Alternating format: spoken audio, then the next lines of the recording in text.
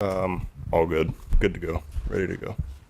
And then I just wonder, after your first postseason experience, what did you learn about yourself, the postseason in general, your team, and all that? Yeah, I mean, um, it's the same game. Obviously maybe a little louder, but at the end of the day, after the first pitch, the nerves kind of settle down a little bit, and it's the same game of baseball we've played all year. So just trying to keep that mindset of just, execute, and it's the same game of baseball, just a little louder. Same row, Jalen. Cole, what have you thought of some of your teammates, especially Seth Lugo doing what he did in Game 2, and then Michael Wacha going into this Game 3 tonight, just pitching wise? I mean, they're incredible. They have postseason experience. They're obviously unbelievable pitchers. We're lucky to have them. Glad they chose Kansas City, and we wouldn't be here without them. They've been obviously helped us on the field, but also off the field as a pitching staff. They've been, incredible for us. Fourth row on your right, Cole. John. Thanks, Cole. I'd like to ask about a couple of your coaches. First, Brian Sweeney. What are his best traits as a pitching coach? He's the same guy every day, regardless, good day, bad day. He's the same guy. He shows up every day. We're doing our homework to prepare for the game, but he's also doing his to make sure that we're prepared the best we can be to go out there and compete and, win a game. And then Tyler Zombro. How has he changed your career?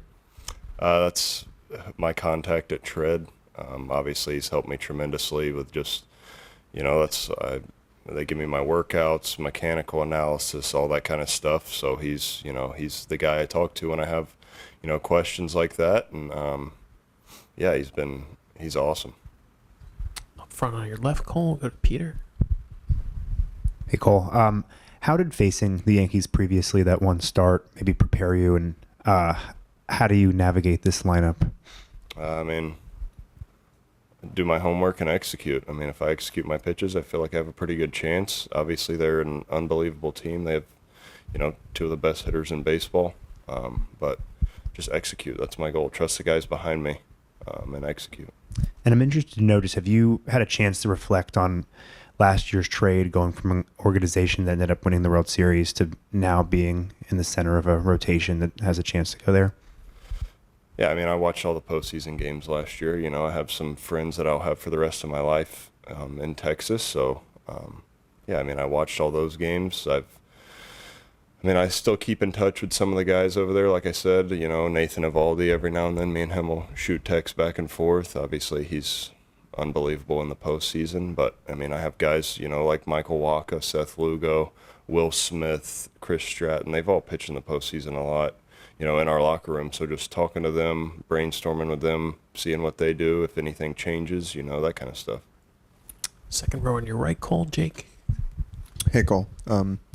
You were working out of the bullpen exclusively for the Rangers last year. During that time, what gave you the belief and the confidence that, in your heart of hearts, you were still a starting pitcher? They sent me down and said I was going to be a starting pitcher. So, I mean, whatever it takes to be in the big leagues and help a team win, that's what I'm going to do. So whatever the coaching staff decides, that's, I'll prepare the best I can, to be the best I can be in that spot for the team. That's all I care about is, helping the team win. But before you came over here, I mean, right? Yeah. Like when the Royals told you that they were going to have you work as a starter, not as reliever, was that something you were excited about?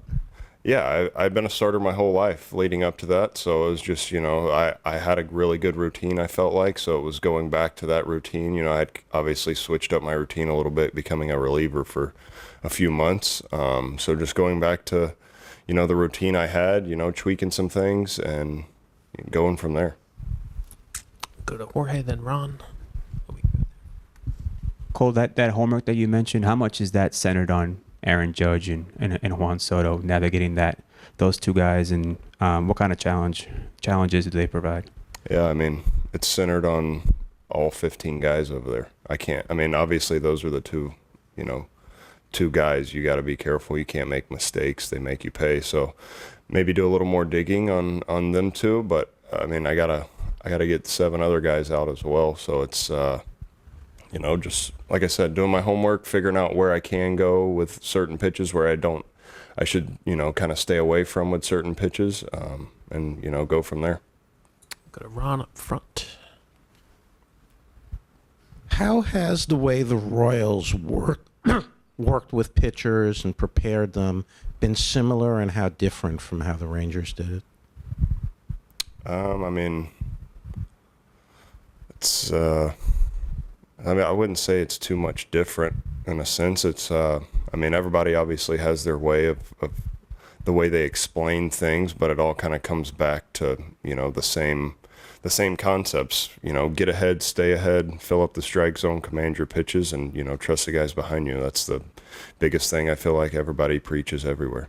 And what was the messaging heading into the offseason from the team to you as they wanted to make sure there was a winning mindset coming off last year?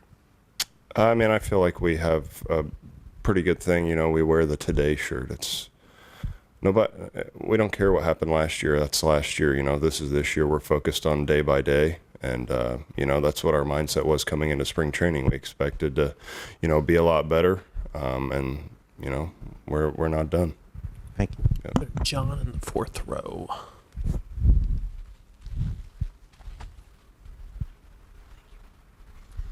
Thanks. Regarding the Today shirt, whose idea was that? Q. Okay. Just, take it day by day. No need to dwell on yesterday. No need to think about tomorrow. Just focus on today. And when tomorrow comes, we'll focus on that. And then your hometown, Tallahassee, who are the people back there that were most instrumental in you choosing to play baseball? Oh, man.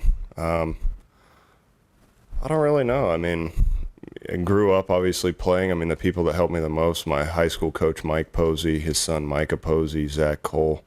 Those were my high school coaches. Had some travel ball coaches in there that really helped me, Matt Gerber, guys like that. But growing up, I feel like everybody plays baseball. It's not until like middle school, high school where you really figure out if you love it or not. But I'd say, those guys, Mike Posey is, he saw me in sixth grade and we went from there. So it's, there's quite a few people back home that's, helped me tremendously to get here.